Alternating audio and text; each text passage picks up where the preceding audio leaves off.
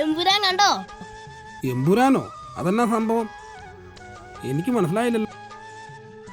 ചേട്ടായിയേ, എമ്പുരാൻ കണ്ടോ? നല്ല സിനിമയാ. ചേടാ, എമ്പുരാനോ? അതെ ചേട്ടാ, എമ്പുരാൻ.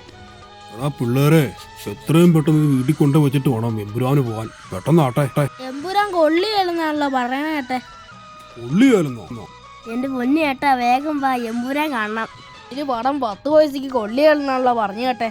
എന്നിരുന്നാലും പിള്ളേരെ, ഈ NH ഹൈവേ കടന്ന് വീട്ടിൽ ചെന്നിട്ട് എപ്പം നമ്മൾ സിനിമയ്ക്ക് പോകാനാ? എമ്പുരാനാണേലും വേണ്ടില്ല, എന്തായാലും വേണ്ടില്ല. ഞാൻ എമ്പുരാൻ കാണാൻ പോവാ, നീ വരുന്നുണ്ടോ?